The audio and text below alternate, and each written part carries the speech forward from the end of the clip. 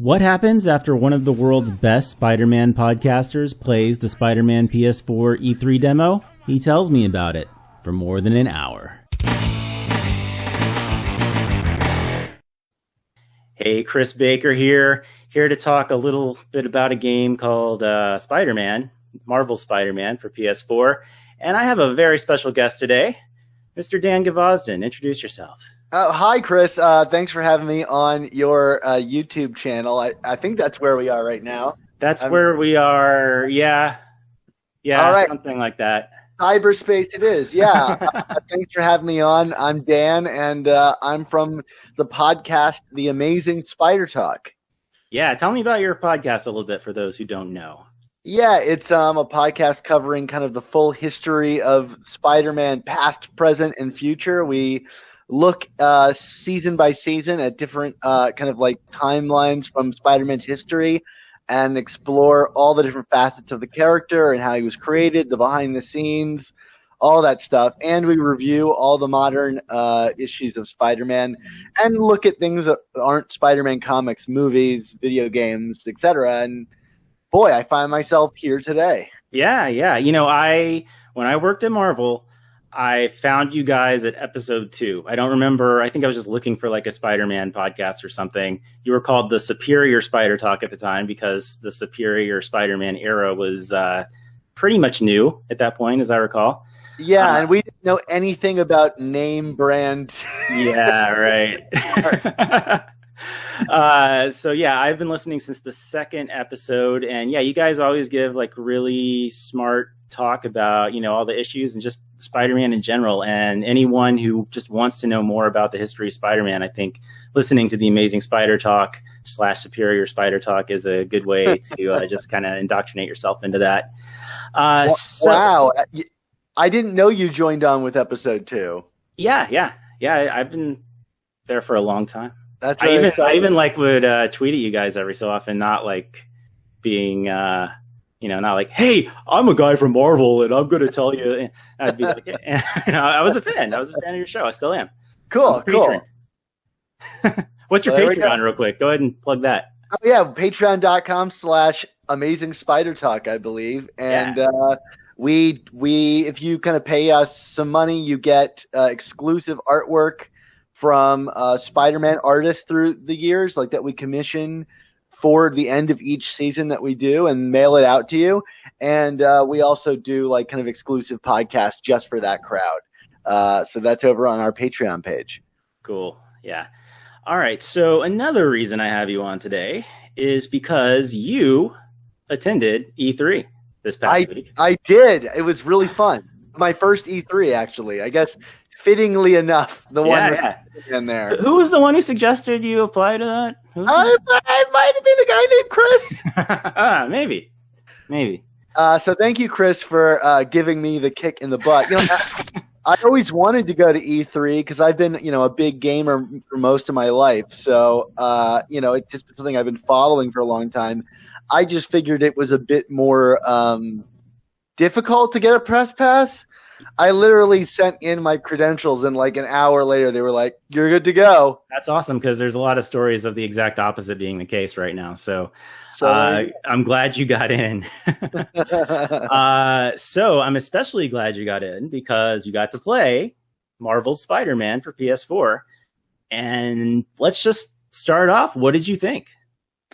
It's hard to even just say what I thought because I kind of ran a full span of opinions on this thing because I played it 3 times, which was not that difficult to do considering they let press in early, and I was able to kind of sprint in there and get in line a bunch of times and snag myself a bunch of daily bugles. Nice. Overall, I would say by the end of my time with it, I really enjoyed what I was playing. I still have some reservations about the game, and we'll talk about those today. But overall, I think what they presented was really exciting. And beyond exciting, I think really promising for what the game can ultimately offer. I'm not sure that the demo itself really... as a standalone object, 100% convinced me or did the work necessary to really provide me with that much, I guess, absolute certainty about the final product. But I think what it did really well was kind of tease what ultimately this project could be in the hands of someone who really understands how the game works. Does that make sense? Yeah. So are you saying then that Insomniac really understands how the game works? Yeah. When I watch the demos, obviously they have their expert guys, playing it, right? Mm-hmm. And so you're seeing a real veteran player and a veteran Spider-Man handling this. They like to tease that Spider-Man has been doing this for 8 years, right? But also so have their developers. So they're really quite good at the game. So that there is a certain level of, if you've watched a lot of that footage and you suddenly find yourself with that controller in your hands, you can't possibly measure up to what you've seen, because they're throwing you in. They've kind of said like halfway through the game with a bunch of powers that you don't have at the beginning, and they're throwing button mapping at you. And I think if I were to say my biggest negative on the whole experience is that when you hit the pause button, there's no controller mapping. So you just kind of have to remember this multitude of button presses. And so by the third time I played this, I had it a bit more down. But the first time I found myself really struggling with the controls. And so my Spider-Man was smacking his body into buildings and looking like a general fool. But by the third time I was like, okay, I think I've got this down a little bit. So I think when I say that I think the game has a lot of promise, I believe in the way that a lot of my favorite games work, you truly will look and feel better the better you get at the game. It's not handing you a series of tools that will be you'll automatically be the best you'll ever be at them. I think there's really room for improvement in this game. And that excites me, because I want something that's going to challenge me to be a better Spider-Man, because right now my Spider-Man abilities are embarrassing. Well, it sounds like you kind of had maybe an evolved opinion between the first and third times that you played it. Can you speak a little bit more to that? Yeah, well, it's important to note the structure of the demo itself. If you've watched, it being presented, they really kind of and it's been kind of elaborated on that it's not entirely true to how the game works. You start off and you are fighting a bunch of kind of villains in an alleyway after they teach you brief swinging mechanics, and then you go on top of this water tower and Assassin's Creed style scan over the city, and then you're kind of just left to free roam, going everywhere, or not everywhere, but in a very large slice of the city. And it uses subtle cues to kind of guide you towards this one rooftop, and not so subtle cues, because Yuri Watanabe is yelling at you to go to the rooftop. Right. But that rooftop is really difficult. They throw you into these waves of enemies, and they kick your butt if you're not really on top of it. And I have to say, that I really struggled with this part of the game, because it's a lot of different button presses and skills and things to master. And if you've watched the game, it's not like the Dark Knight series or the Batman series rather, where the enemies have signals that they're going to attack you. You just have your spider sense. So if you're not really familiar with the game, you've got guys shooting bazookas at you and guns and people bum rushing you with their fists. And so it's really hard at first, which again was frustrating in the moment. But ultimately by the third time, when I was better at it and beat it, feeling confident, I realized that the game had a lot of potential for me to be, again, a much better player. So that was really my evolution. Was the first time I found it very frustrating, because not because I wasn't winning, but because I felt like I wasn't given the tools to be successful. And I'm sure the game will do a better job of laying this out rather than getting you through all the controls in a 15-minute demo. But there was opportunity still for me to grow and, again, become a better Spider-Man. Did you die? I did multiple times. That's something they don't show you in their demos. So what's it like to die in that game? Anything of note?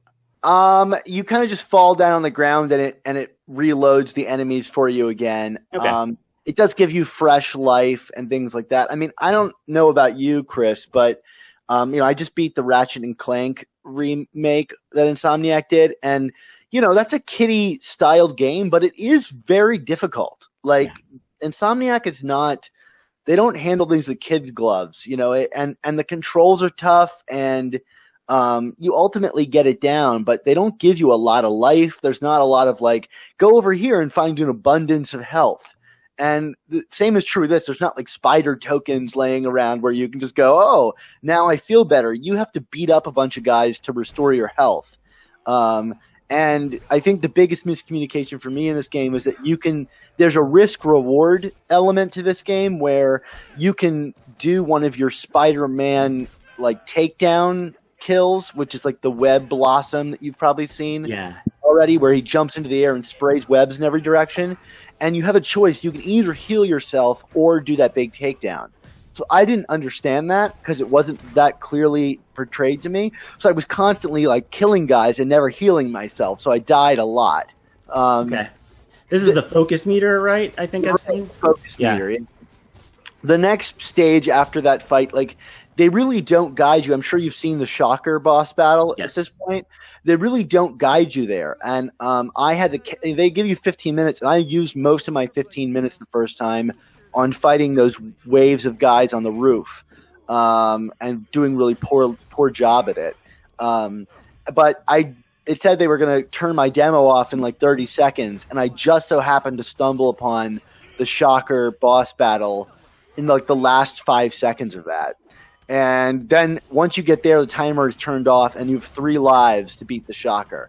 And I lost 2 lives and then beat him on the 3rd life. Cool. So I kind of extended my gameplay the first time as much as I possibly could. But in regards to dying, I did a lot of that. Nice. Well, okay. It sounds like that's a pretty good kind of taste of what people can expect in the game. I know you did mention that it felt different than the Batman Arkham games. I think still there's a lot of people I see online saying it looks like it's Arkham Combat. Can you go into maybe a little more on how they're different? Sure. I think the biggest thing is kind of the snappiness of the combat that is present in the Arkham games is not as present in this game. Batman would bounce around the stage and kind of automatically lock onto a guy, and you could kind of take for granted that, like, if there was a bad guy on the other side of the room, Batman would do like a running leap to go and punch him, and that's very not true in this game. If you hit the punch button, Spider-Man will stand still and just punch the air. Sure. You need to close that ground. And I've watched the demos where they're kind of hitting people with webs and pulling themselves closer. I did not know how to do that move. So I still didn't figure out how to do that move. So it was a lot of me like awkwardly running over to guys, right, and then punching on them. But you really need to think about space and how you're going to close space and dodge in a different way than you would in the Batman games. It's funny because it seems appropriate that Spider-Man would be the guy bouncing around the room, more than Batman would. I can see that, sure. But in a way, this game asks you to be more calculated than those games are, which already asked you to be pretty calculated and use your reflexes really quickly. But this asks you to even do it even higher. But I think the fail ratio, I guess, there's a little more leniency if you get hit. Like, Batman is very reliant on you building combos, kind of keep your power going and keep the battle going. And if you mess up the combos, you can kind of be quickly felled. I think if I knew about like the rehealing myself in a better way, I think this has a little more like flexibility. So you're not like feeling totally punished by not nailing a perfect combo between every character in the game. The next big thing, I think, the Batman games will often put you in like an arena when you're doing hand-to-hand combat. I know there were the kind of, takedown missions where you could go in and out of environments and stuff, but it seemed like there were two different styles of gameplay in the Batman games, where it's like I'm either doing a kind of like a ping pong, bouncing back and forth between a bunch of guys on the ground, or I'm tackling stuff from aerial positions. And this doesn't really have a differential between the two of those. You could be fighting guys on the ground, and a guy 3 levels up could be shooting you with a bazooka. So I found that very challenging because I wasn't thinking about the guy that was like way up above me. I was just trying to take down these guys. So I think it's going to ask your brain to stretch in a different way. I think people that approach this like an Arkham game, and there are certainly a lot of Arkham similarities, like it's clearly inspired by that, and it would be hard not to. That was a nearly perfect fighting system that changed how these kind of things are handled. But I think if you go in expecting that, you're going to find yourself dying a lot like I did, because you're not thinking like Spider-Man would, which is going to require a completely different set of skills. And to me, that was really promising. After I got over the sting of defeat, I was like, okay, good. Like this will be a different challenge. What do you mean by thinking like Spider-Man would exactly? I mean, like utilizing your environment for takedowns. You'll notice when you're playing it that everything allows you to press L1 and R1 at the same time to grab like something in the environment. It's like literally everything can be used to slam into guys. Sure. But there's a balance with that because it takes some time to do that. But me, I was just kind of taking cans and throwing them at them, or car doors. But watching demos and stuff of seeing them mid-air slamming stuff down on people and really using the skills, and then maybe jumping off the building and swinging back up around. There's a three-dimensionality to the combat that I've never experienced in a game before, other than maybe like some other Spider-Man games that have tried to kind of pull this off. I could talk in a minute about where I feel like the limitations of that might be, and the things I'm still curious about pushing into a little bit with more ability to play. But you do need to think about like not only stealth, but how you can run away and come back at a different angle, or utilize different parts of your environment in smart ways. And Spider-Man is quick, but you kind of have to be even like ahead of what even you might think, because you've got to, not only, you can't just press a button and have him zip off to avoid something. You have to point the camera at the thing and tell it to go there. There's no quick out. So you have to be like multiple steps ahead and know if I'm in a bad scenario, I can look over in this direction and tell Spider-Man to go off that way. And it wasn't something I ever really prepared myself for. So I found myself quickly like in hot water in a lot of these scenarios.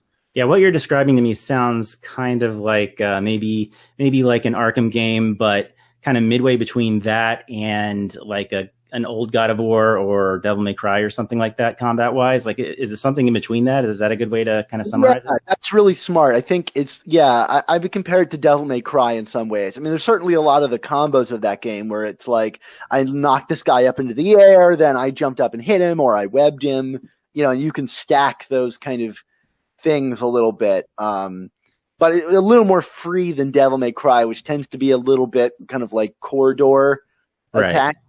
Like you could literally jump off the building and come back up if you wanted to. But you can't heal by running away. So the only way you're healing your character is by engaging in combat. So it is pulling you back if you want to defeat that mission, but I would say that's a pretty accurate portrayal of it. Yeah. Cool. Yeah, I think you have laid out the most clear differential between Spider-Man and Arkham that I've heard so far. So congratulations. Well, like in Arkham, if you press whatever R2 or whatever, you could always count on there being like a gargoyle or something to zip up to, right? Like it would kind of automatically do that. They were placed everywhere and you always had an escape. I felt like this required a lot more judgment than that. Not only when you're swinging around town, if you go above a building, can you not even push the button that lets you swing? It just doesn't do anything because there's nothing for him to grab onto.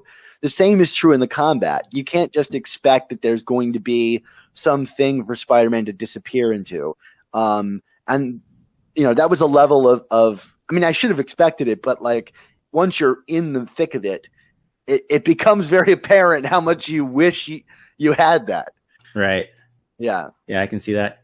What was it that you wanted to talk more about? I already forgot what that was. Well, I am curious about some of the kind of like limitations of this system. One of the things I've always struggled with in Spider-Man games, and I'm curious to see if it returns here, is the walking on the ceiling thing. This game really is fast moving, if I've not stressed that enough. And I think that goes to the kind of controls of the game as well. Like it emphasizes you moving quickly over terrain, over you kind of taking your time walking up stuff, or like walking up walls as you might in other Spider-Man games.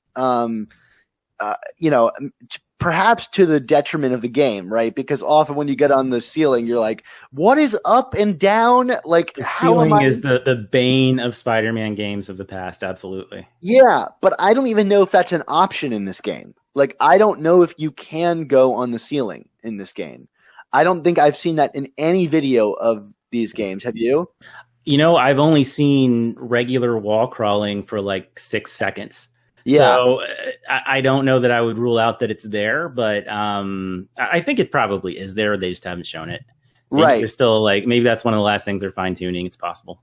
So that's one of the big questions I have is regular wall crawling, because the combat system doesn't really allow for it, right? If I'm going to zip to something, I can't just shoot my web at a wall and zip over to the wall. It has to be like a structure, So in that way, it's kind of Batman-ish, right? Because like Batman can stick to a wall, but I would think if I were Spider-Man, I could point at any surface and just go and boom, I'm there on this wall, sticking to this wall, right? Is that your version of Thwip?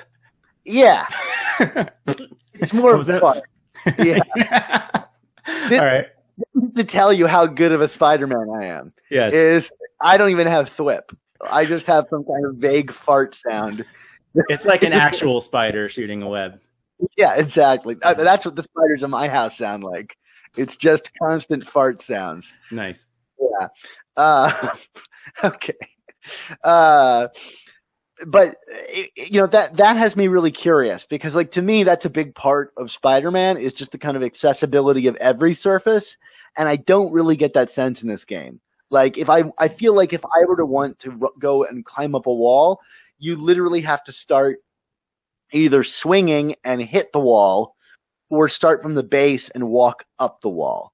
Does that make sense? Yeah. I think this is the kind of thing we just need to.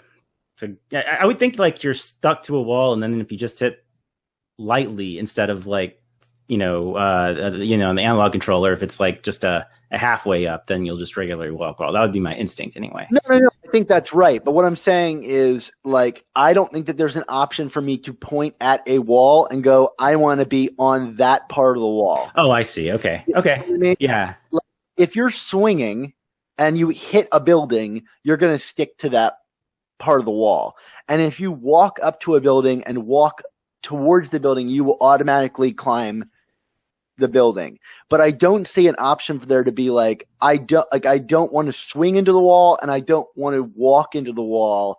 I want to just go to that part of the wall. Does that make sense? Yeah, absolutely. Because to me, that's like the in-between that's missing, and I'm curious to explore that. Because in combat, that could have a lot of implications, right? Like if there's no outcropping, there's no crate for me to get to the top two, but I want to get away regardless. I can't just go ceiling, wall, whatever. Anyway, I just thought it was worth pointing out because, I think that's how Spider-Man spends most of his time in the comics and stuff, is just ambiguous parts of the wall.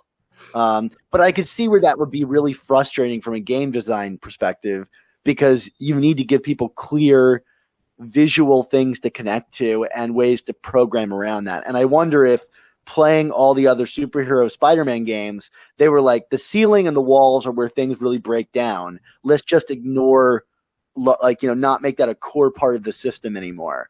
Right. I thought that was worth pointing out. Okay, cool. Yeah, and also I'll just say too, like the whole, the reason we haven't really seen just regular wall crawling that much is just that it's so much slower, and we want to, if you're just watching someone wall crawl, it's going to get you through the demo a lot more slowly than running and shooting webs and all that. So I think that's the reason we really haven't seen that. Yeah, cool. I mean, like, I did it. Like, I found a backpack when I was swinging around the city, and I just crawled up the wall very slowly to get to the backpack, Right. and I think Spider-Man even made a joke about it, or Peter makes a joke about it. He's like, "Oh, me, just leaving my backpacks all over town." It does seem that way. I feel like he's got quite the backpack budget. Like all of his money doesn't go to rent because he's getting evicted apparently in this game. It goes to backpacks. Yeah, and apparently he's fixed his web formula so it doesn't dissolve ever. Okay. So. How much did you just swing around? The third time I played the game, I didn't even go to beat Shocker because I'd beaten him twice, so I just kind of spent time swinging around and seeing if I could really figure out like all the advanced moves of swinging. Mm-hmm. So I think altogether I probably spent about 40 minutes swinging around the city, which I consider a pretty good amount of time for an E3 show floor. Absolutely. Did you, I've seen a few demos out there, and, I think I've seen a backpack where he gets the Crusher Hogan Easter egg or whatever. Did you see anything that you haven't seen anyone else find? I did. I found a Nintendo Switch. And I say that it wasn't actually a Nintendo Switch, but he gets like a backpack. Right here. There you go. He gets a backpack and opens it up, and there is a gaming console that looks deceptively like the Nintendo Switch, but of course it's not named that. Right. What an odd thing to include in a Sony exclusive. Yeah, I don't know. It's a work of fiction, so maybe maybe in this parallel universe they don't have PS4s, but they have, I don't know, Nintendo Switches. It's like I was like playing it, and I was like half expecting that like a day later at E3 we'd find, Sony is announcing their portable version of the PlayStation 4 that launches with Spider-Man or something like that. I mean, yeah. It was just a bizarre thing because normally Sony's very on top of like how their technology appears in things. I mean, I'd hate to recall the Spider-Man films that they've produced where he uses like Bing to, so.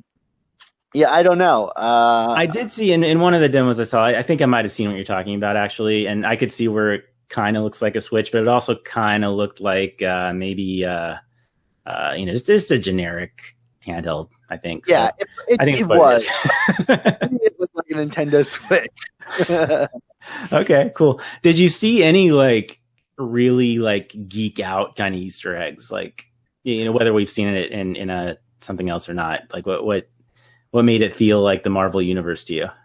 Not particularly. I mean, I would say, like, other than stuff you found in your videos, I wasn't really stopping in Times Square to analyze every poster. I was more kind of getting the feel for it.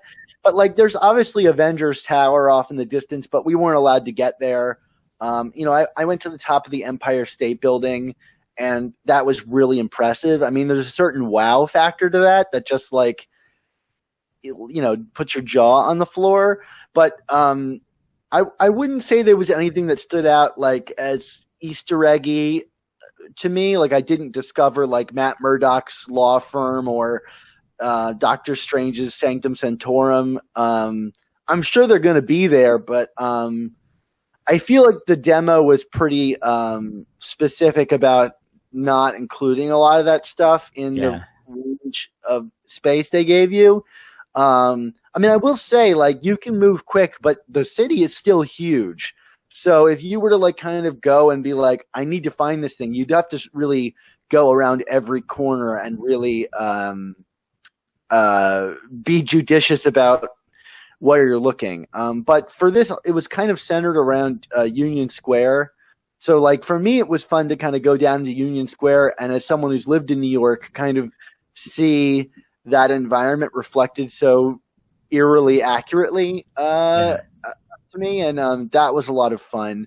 I mean, mostly it's just beautiful. They set it mostly during the magic hour, so like they clearly knew that would be a bit of a visual stunner, and there's not enough time to really let it expire past that. So you're kind of stuck in this permanent like beauty state of the city. I enjoyed interacting with the pedestrians a little bit. I stopped a couple crimes while swinging around that I found typical of Spider-Man games, not very interesting. You just kind of have like a bunch of thieves you can beat up on the ground, and I found them to be awkward because they're often in these small little rooms off of the streets of New York, so you can't really use your powers in interesting ways. It's just kind of like get down and beat people up. Right.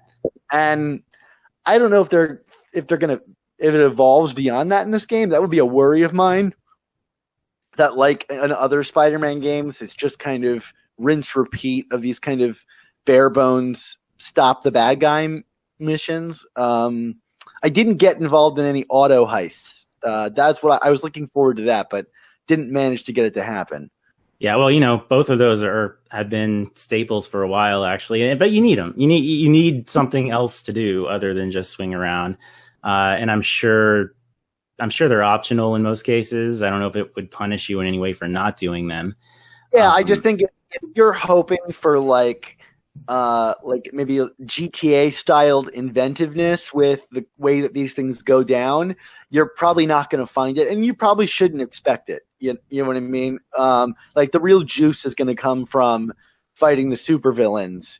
But like I didn't find like the enemy AI is not going to run off and go steal a car and have you chase after them, at least as far as I know. Right. Cool. Well, maybe we should shift gears a bit and talk about things pertaining to supervillains, specifically the big trailer that they launched last week. What were your general thoughts of that trailer? Well, first, I thought it was kind of bold for them to just kind of show all of these bad guys at once. I mean, it's a great way to kind of like hype people up for the game, but that I imagine that's a pretty pivotal sequence in the game that they're revealing. So they're kind of stealing a little bit of thunder from their own game by showing it early, but that seems to be the case for a lot of these game demos these days.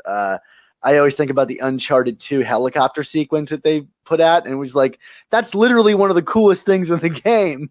But I thought this was a really neat sequence, and what was interesting about it is kind of having played the game, then rewatching it and seeing the mechanics of it all working and how they're kind of simple and how they kind of would evolve into these kind of bigger set pieces. It's the same web swinging mechanics in level as out in the broader, space. And so I'll be curious to play that and poke around inside of a more specific set piece. I find that a lot of these open world games tend to kind of work in the open world and kind of fall apart on a gameplay level when they get to be more kind of like narrow corridor kind of things. I thought this trailer made it seem like it really did work in a way that Insomniac, I think, is really good at like making this gameplay so adaptable. And so that was really cool to me. Yeah, that's a cool perspective. For me, I just being a pure observer, like most people watching this, I just thought it was cool that they did announce like pretty much the classic villains, the classic like A villains, but not A+ villains. Like like an A+ villain would be a Doc Ock or a Green Goblin.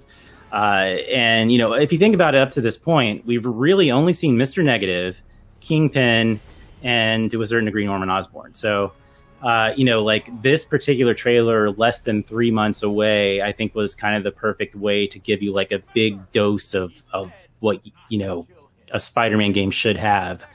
And it probably brought in a lot of people who maybe were looking at this game casually, but now they're like, yeah, I'm in. So I think it was actually a really smart move, and I think just that particularly like really focused raft level, that was a good way to do it. It's a perfect way to do it. If you're gonna have a breakout, you might as well include all the villains and stuff like that. And I'm hopeful that level is a bit longer when we actually play it. Providing for some cool Easter eggs in the raft itself. I mean, where you can really start to go really deep into the rogues gallery. It's the kind of place where you, in a Batman game, expect to find like hints of Condiment Man or something like that. Yeah, stuff's happening so fast, though. I don't know that there's really time to look around. It's true. But I do think it probably is a little bit longer anyway. Yeah, it's not whatever.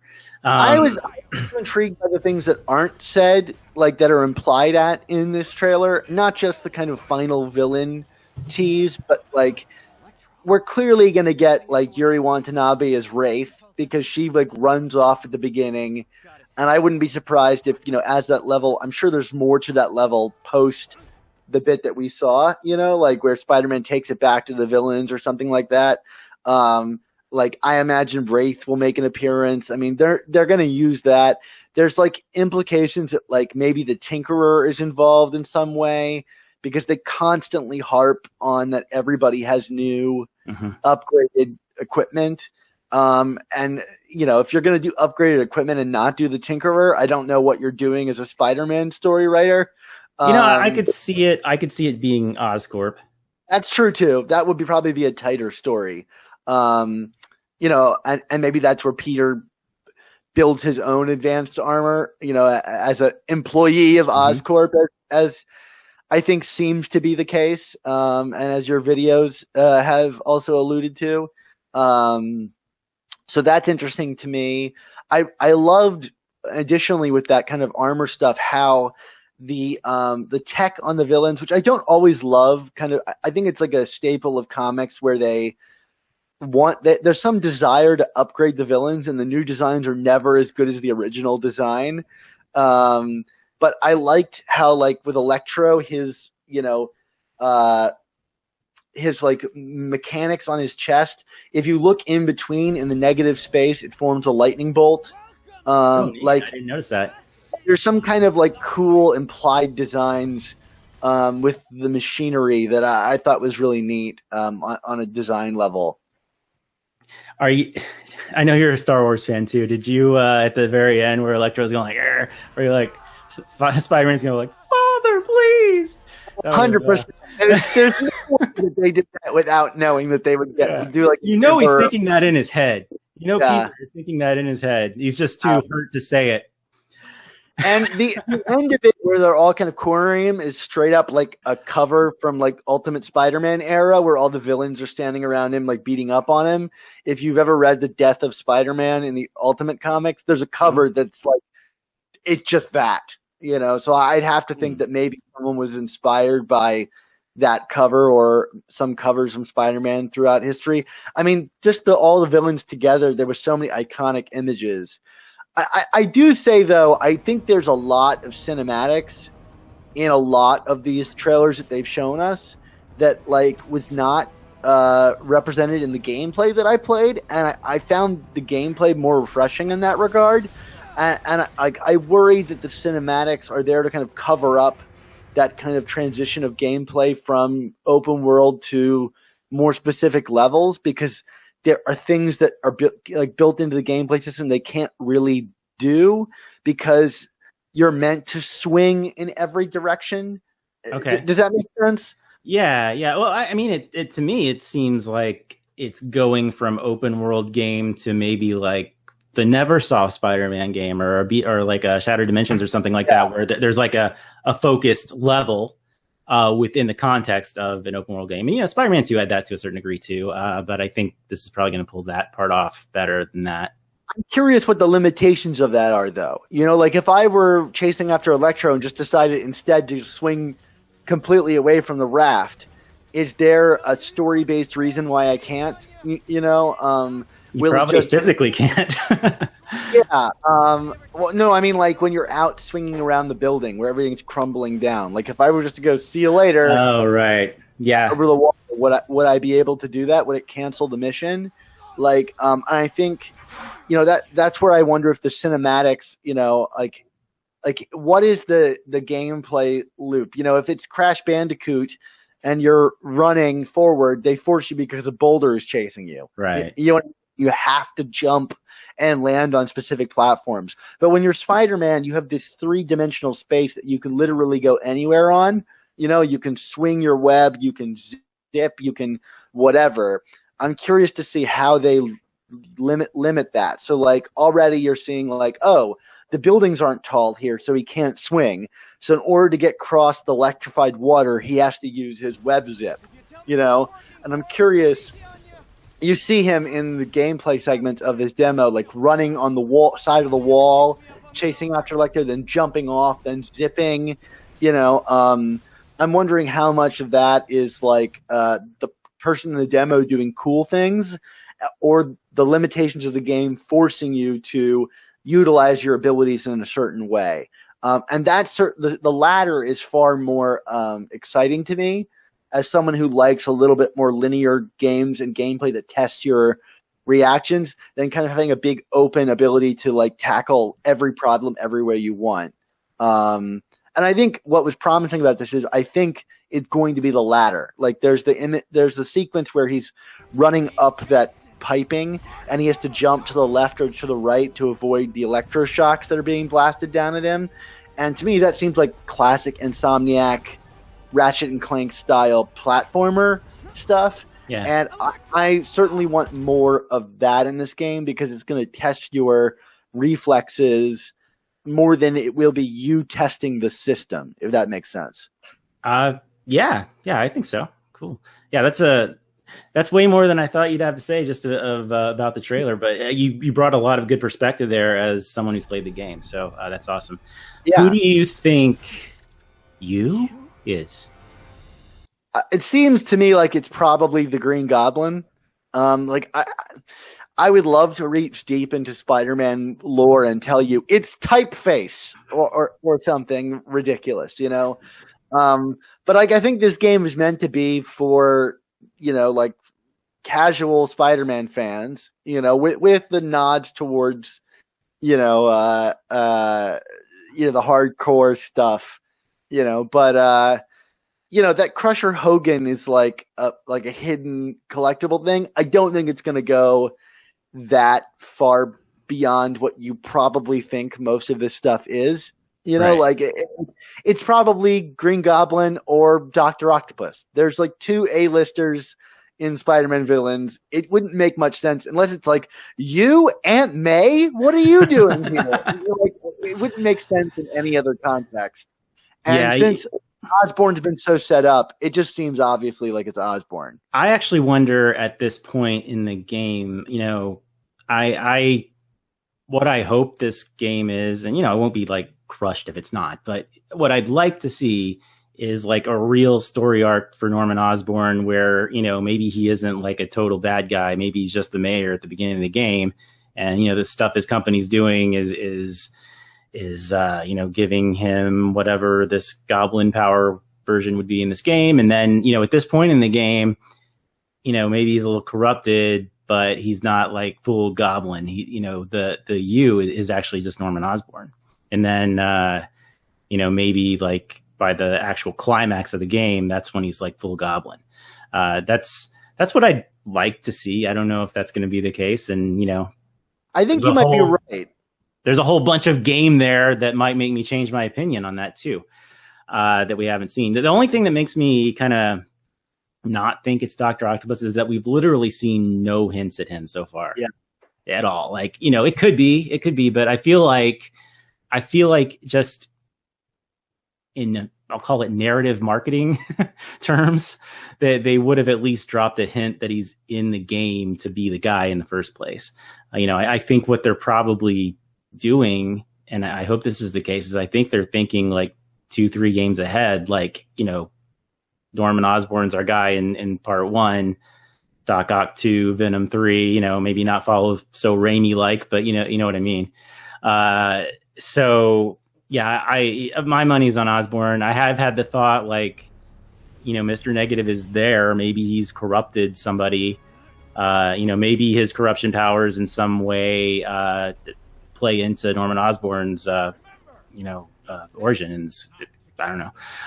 So, you know, there's all kinds of things it could be. You know, I even tweeted, like, here's a long shot, Wraith. Like, you mentioned Wraith. I really don't think we're quite at Wraith in this game. We could be, but I think it could just be Yuri, and then maybe the next game we get Wraith.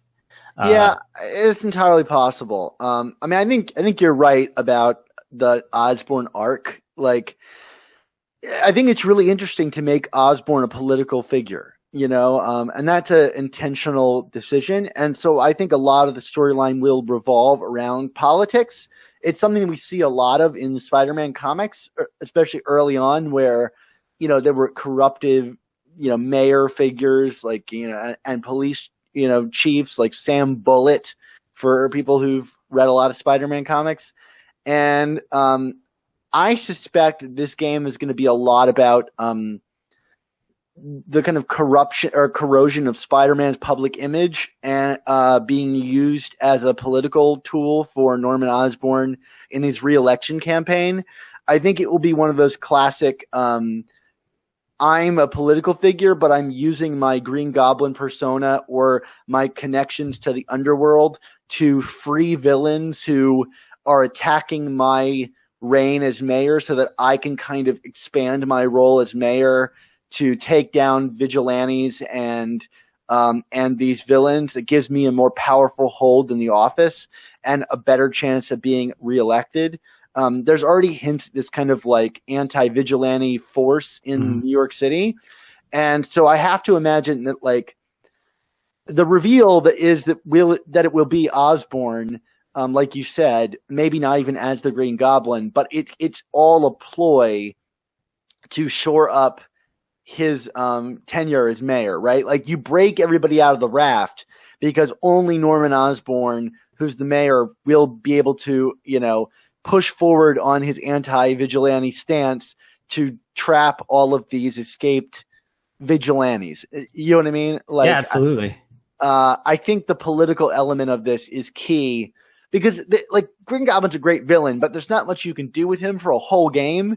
You know, it's one thing to have a comic or a movie where this guy is seeking power in whatever abstract way. But if there's a political angle to it, it adds some mystery. So it's like, you know, if the Kingpin was, you know, like making a move to kind of like disrupt or out Osborn, you know, well, what's Osborn's play? Well, he, you know, hands over territory, you know, using the police to take down Kingpin, and then hands the territory over to Mr. Negative, you know, who also has the kind of guise as Martin Lee. Like, I think there's more politically to this story than even is already making itself apparent. Does that make sense? Yeah, it absolutely does. I thought it was interesting. I don't know if you've read the web version of the Daily Bugle. It actually says that Norman Osborn is trying to change the rules so that there are you can have a third term as mayor. So there you go. I mean, enough said. Like, I don't want to lean too much into modern politics, you know, but it's like fake newsiness, you know, like there is a Trumpianness to, like, what I suspect is actually going on in the story here, that as we've seen it. Make New York green again. There you go. There you go. I wouldn't be surprised to find a banner that said that. Like my second video, I put up Norman Osborn with a hat that said "Make New York Green Again." Can we do green hats that say "Make New York Green Again"? I think we should do that just as like a campaign on our own. Sure, go for it. I'm going to leverage my Patreon empire. Patreon. You know, donate $10 or something. Get your free. You think I'm joking? This is going to happen. All right, go for it. As long as I get one. Cool. So, you know, actually one thing that struck me in this, you know, call them the Furious Five for right now, and the Sinister Sixth is perhaps Norman Osborn, but Mr. Negative, I've never seen as like someone as like a group guy. He seems like a mastermind kind of guy to me. Did you have that same reaction too? Yeah, kind of, but like I think he's also a character that's young enough, and even in the pages of the comics, nebulously defined enough that you could, change up how he plays out, especially if, like I said, there's some political positive to him. He's a gang lord. Even mobsters, as much as they see themselves as the king of their family, are the first people to, sidle up to political figures, in favor of, X, Y, and Z to make themselves more powerful. So, like, that doesn't really wrinkle me so much, but I understand why you might be like, well, that's I'm not wrinkled. Thing. I just found it interesting. It continues actually a theme from last year when they had the very Mr. Negative focused demo, and Spidey finds out it's Martin Lee like on the helicopter or somewhere around there, and it's like it was like a long time before he made that connection in the comics. It was a good 60-80 issues, I want to say. Yeah. Spider-Man's always been about kind of like these dual identities, especially for the villains, like who is the mysterious guy. And that would be the only thing I would have about it not being Norman Osborn, is like, what kind of surprise could you pull with Norman Osborn in this day and age? Like, everybody knows he's the Goblin. If your story is contingent on people not knowing what Norman Osborn is up to or being suspicious of Norman Osborn, you're not going to surprise probably a single person. But it's the kind of thing where maybe like we know and Spider-Man's in the dark for most of the game. I don't think you have to surprise people. I think you just need to give them a good story. And, if it turns out if it was Norman Osborn all along, but it's like presented in a way with cool twists and turns, that's fine, I think.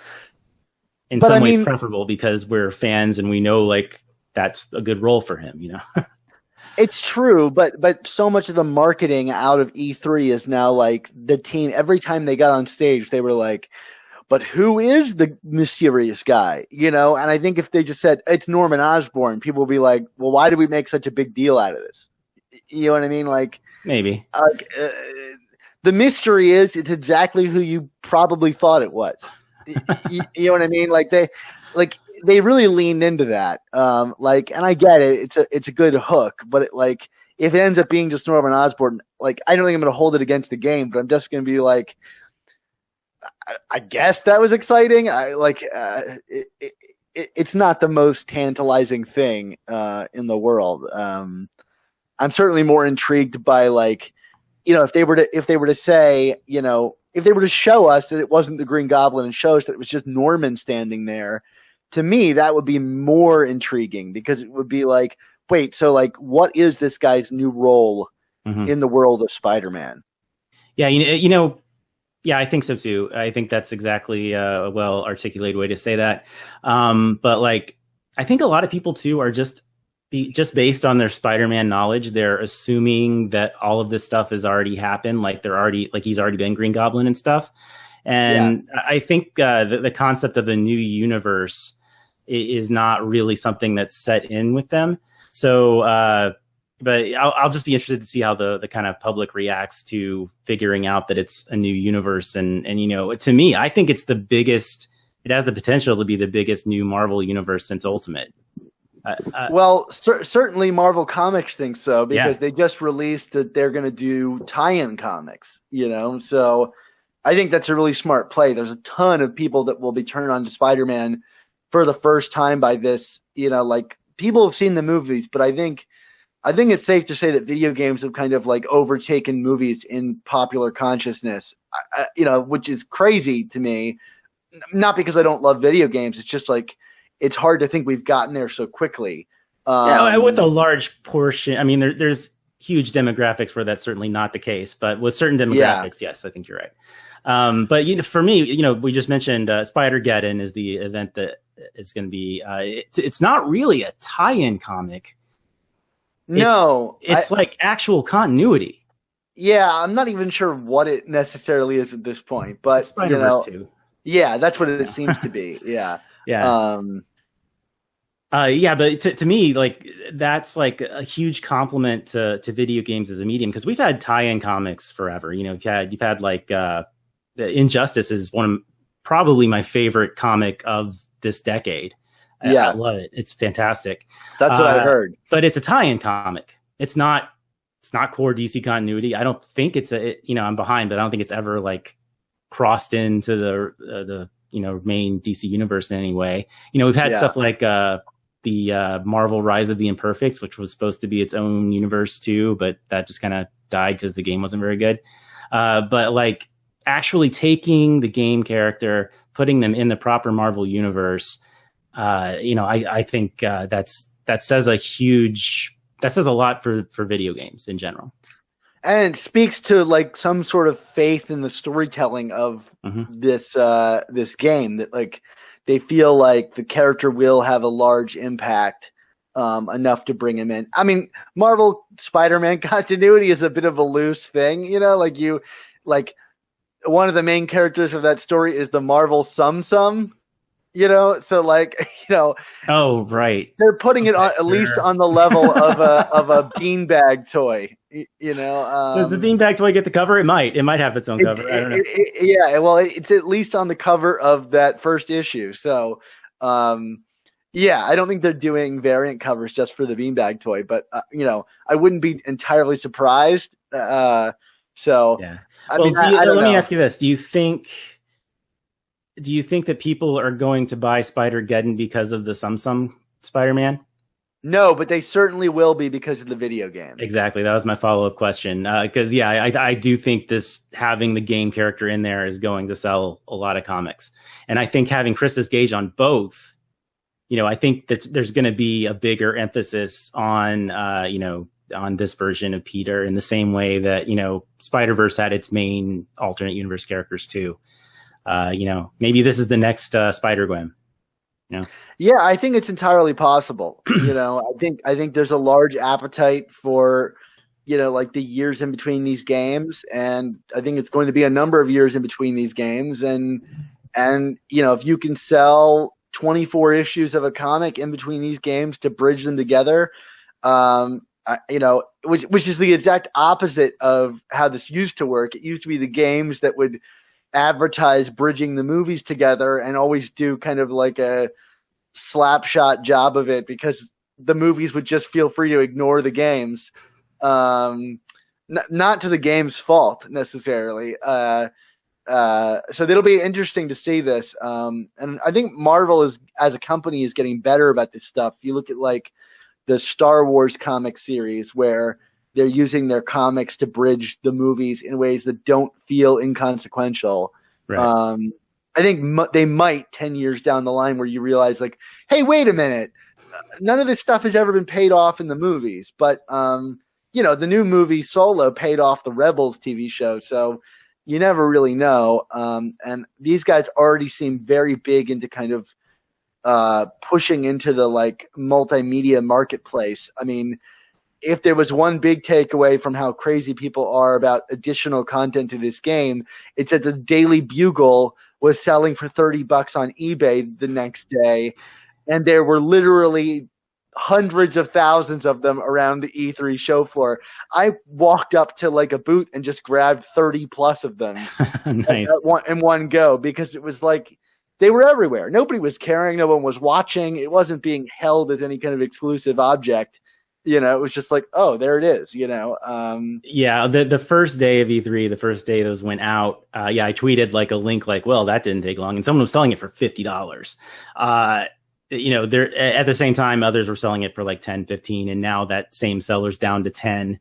I don't know what the going rate is now if you want your own, but you can probably get your own for not too terribly expensive. I mean, he was smart, like do what you got to do. If you see a market, he obviously wasn't selling it for $50 though. Yeah, that's true. That price, true. Like I kept getting updates on my phone because I watched it just to see what would happen, and it was like, this item has gone down to $30. This item has gone down to $15. This item has gone down to $10. I want to think it's partially due to my tweet that showed a picture of the inside of the newspaper booth with literally 1,000 copies just sitting there. Nice. Yeah, so I don't know, but people are crazy about stuff, and I think that will speak well to these comics if people are willing to go out to a comic book store and throw down some money for it. Yeah. Yeah, let's talk about that at Daily Bugle a little bit. Did you have anything? I know you've seen my video. If people don't know, I just did the video. If you go into my channel, it's the one right before this, kind of analyzing the entire contents of that Daily Bugle. Is there anything that you got out of it that I didn't, or that you disagree with, or anything?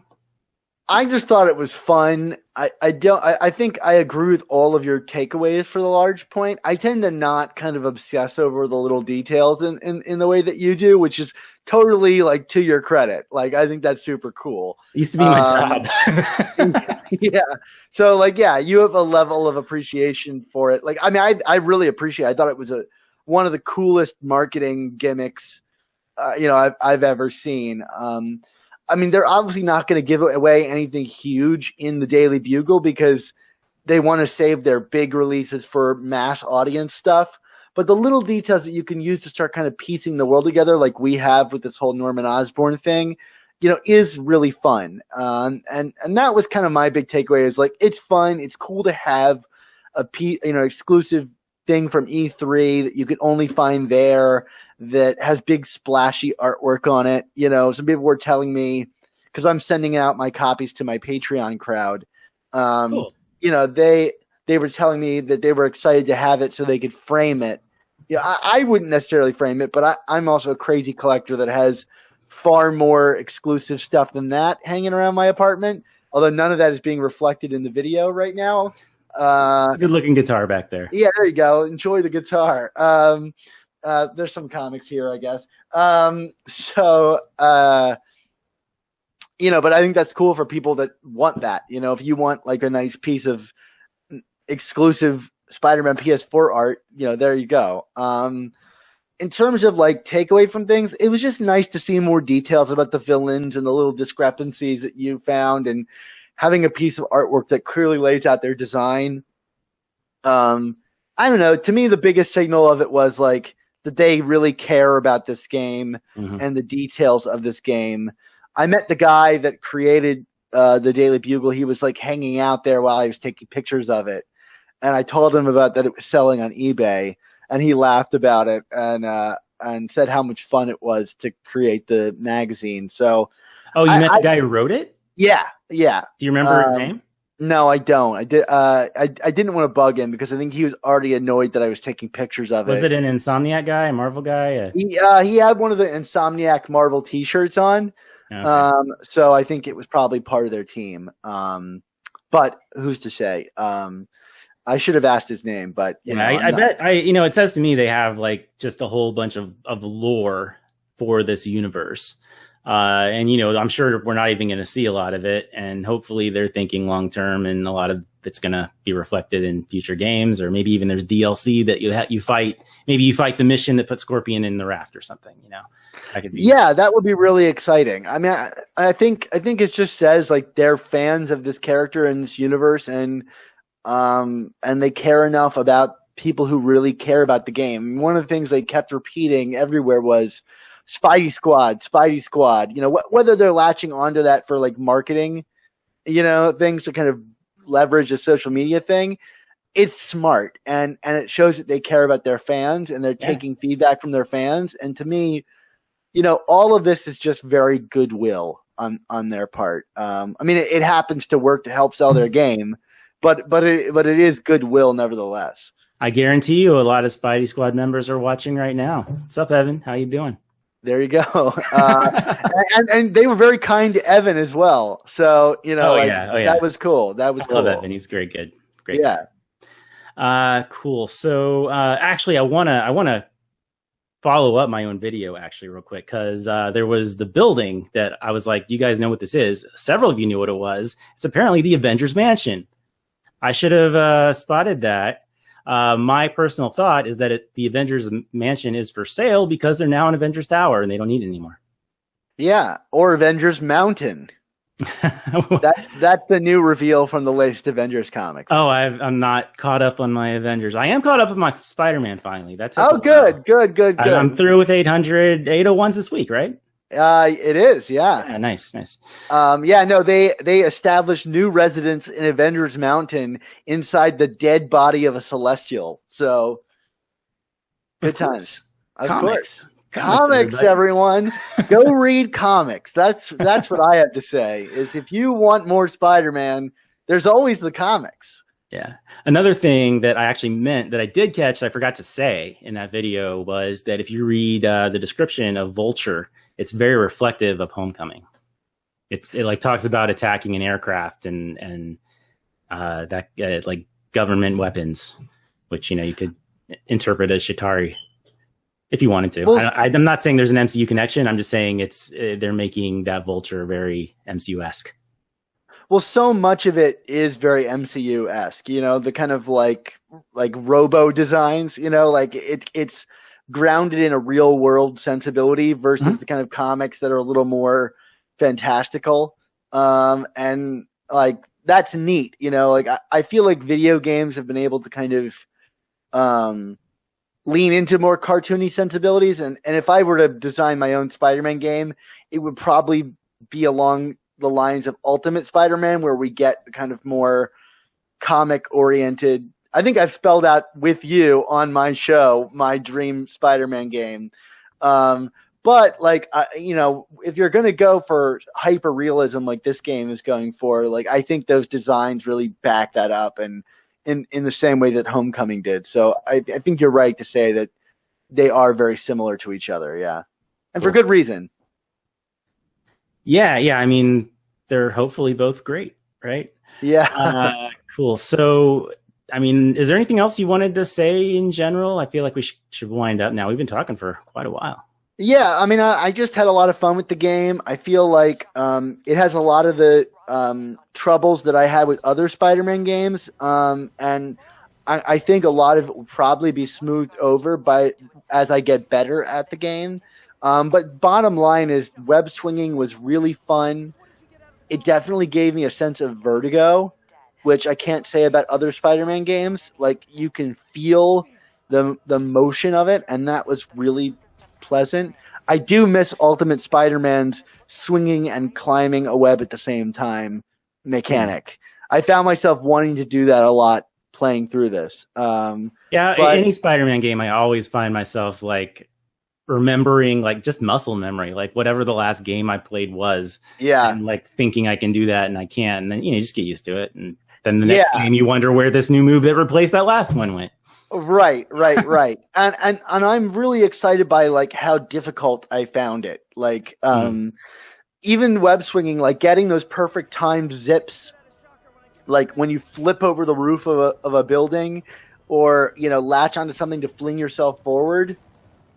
I wasn't good at it, and to me that's good. Like, because I will get to a place where, like they say, it becomes kind of a Zen experiments. It's relaxing, but your brain is still active enough. I don't know if that's a really high praise for video games, but the way I play a lot of video games is like eventually they just become muscle memory and relaxing because you get good at the systems, and there's a pleasure to not fully being active, but still really operating at a high level. Totally. I don't think that's a bad thing to say at all. I think that's a compliment. You can do all kinds of things in a video. You can be like that. You can be super engaged. You can, just chill. I think this will be a very engaging game, and that's very promising. But you will eventually become Spider-Man in your brain, and all the things that I have described having trouble with, you will look like an Insomniac developer playing the game. And just kick some serious tush. So I'm excited about that. Cool. All right. Well, I think that's a good note to go out on. But, I guess once again, tell everybody where they can find you, Dan. Yeah, the big thing would be to go listen to my podcast, The Amazing Spider Talk. We're in the middle of season 2 of our new show. We've done about 200 episodes of the show, which, oh my God, I can't believe. But you've been listening since episode 2, Chris. So but we're in this new format where we're kind of slowly working our way through the history of Spider-Man one season at a time. So there's really no bad time to begin listening to the show. We're in the middle of season 2. You can get caught up.